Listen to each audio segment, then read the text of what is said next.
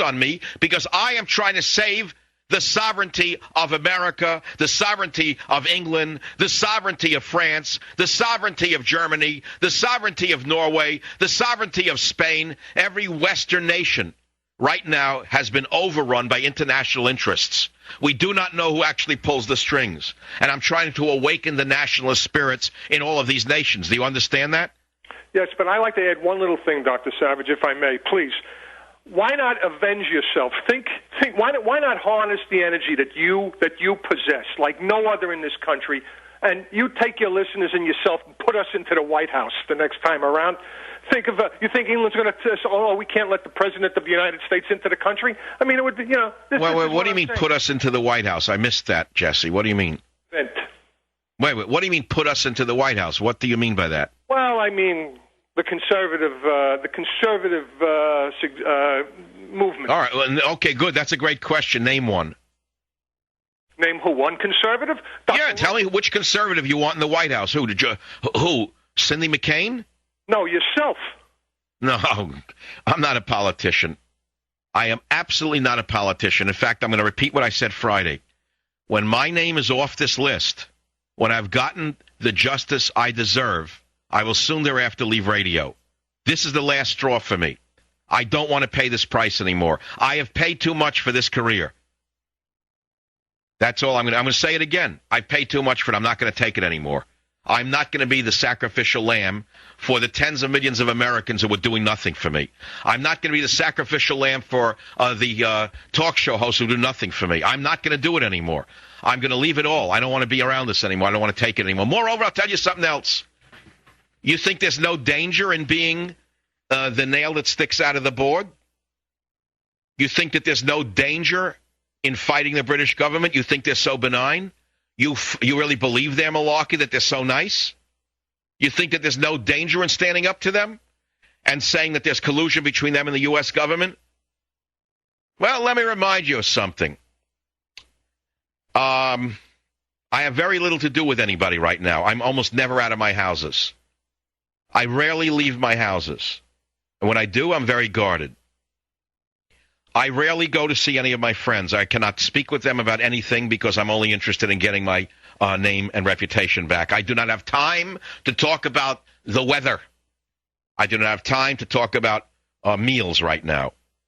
So it's taken a very dramatic toll on this one American, and it's one man alone, and the only thing I have is you. Do you understand that? So let's go back now to the issue of the Scottish geniuses releasing the Lockerbie bomber today for compassionate and merciful reasons. They have compassion and mercy, is what I always thought the British did have in modern times. I was always impressed with the British people for being compassionate and merciful, and tough, by the way, tough enough to fight Hitler. They gave the flower of their young men in the Battle of Britain. They all came out of the best schools. I don't think you know that, but most of the fighter pilots of World War II were men from the better schools and from very, very, higher-end families in England. They went into the Air Force out of national pride. It was required of them to show that they had the daring do and pride. And they lost so many of them. And instead they wound up with Jackie Smith as Home Secretary instead of a war hero from Iraq. Instead of having a man who actually saw the face of a man chanting to Allah while cutting off his head in Iraq, they put in Jackie Smith. Instead of taking one of their own war heroes from Iraq or Afghanistan and putting him into the Home Office job, because he would know better than anybody what danger they are in, they put in Jackie Smith. You understand what I'm saying to you? So let's go back to the callers. Again, I invite you to go to michaelsavage.com. I'd like to have the callers. Tucson, Arizona. TJ, welcome to the program. Go ahead, please. Yes, sir, Dr. Savage. I disagree with your problem over there in England has to do with the fact that you're a white guy. I think it has to do with the fact that you're the only commentator out there talking about how the DNC and the RNC has been taken over by a bunch of Marxist oligarchs. Well, but when this was done to me, it was George Bush, and although he was a pre-Marxist oligarch, he was not yet a Marxist oligarch. And if you read their emails going back and forth to each other, going back to November of 2008, They say that putting Michael Savage on the list would, quote, provide a balance of types of exclusion cases. So what do they mean by a balance of types? Was that based on the fact that I'm not Muslim? What do you mean a balance of types? Why did they pick me? What type am I? Tell me what type I am. I don't know. Maybe before, during the Bush administration, some of the things you were saying kind of that you were leaning in that direction. Maybe you weren't making those direct Well, statements. maybe, yeah. When I stopped the Dubai port deal, when I stopped Harriet Miers from getting put on the Supreme Court, I would say that pissed off George Bush and his minions. I would think so. Maybe that's where your problem started, because if you're right... I agree with you. I just said to you I think it goes all the way back to Bush. I didn't say that it started with Obama. I never said that. I never said that. In fact, if Obama really wanted to make points with the independents, he would intervene right now and say, you know what? I don't like Michael Savage's politics, but he has a right to speak them, and I want you to take his name off the list. That would add 10 points to his popularity tomorrow. Do you know that? Yes. I have 10 million listeners, for God's sakes, who have 10 million friends. And look whose show he goes on to talk about health care. A false conservative who voted for him. You hear this? Obama goes on conservative show to talk about health care. A guy show, no one ever heard of him. And the guy voted for him. He's a conservative like my dog is a conservative. Actually, I think my dog is probably more conservative than the show he went on, the guy's show. It's unbelievable to me. You're going to believe that? All right, let's go to the callers again around the country.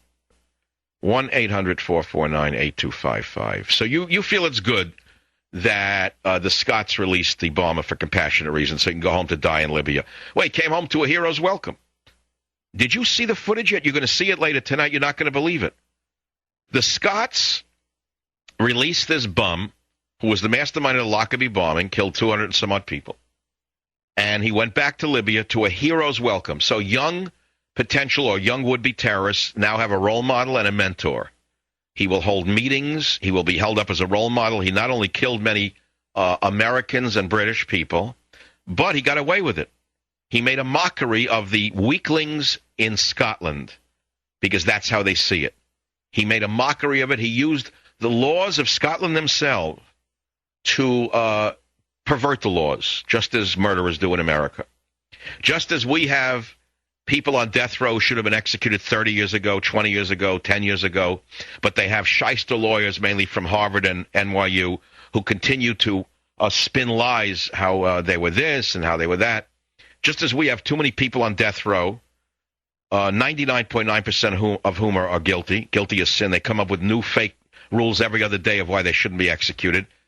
The same liberalism, the same false compassion, the same big lie is being put out by the Scots today saying why they released the Lockerbie bomber. Now, I would believe it if I believed it, but I don't believe a word of it. I believe that they released whatever his name is, not out of compassion and mercy, but out of fear and terror. And I'll be right back. Savage. They're funny, they're entertaining, and I couldn't drive an hour without them. Armstrong and Getty. Weekday morning, 6 to 10. Talk 910 KNEW.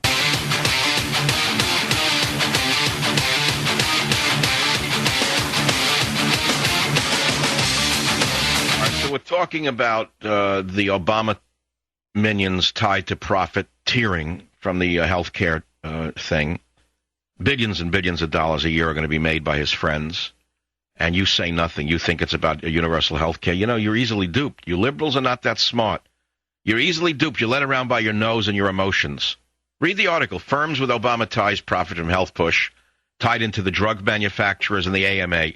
The AMA is into a kind of medicine that's very exploitive and very expensive. Okay? That's the absolute reality of anybody who understands medicine and alternative healing.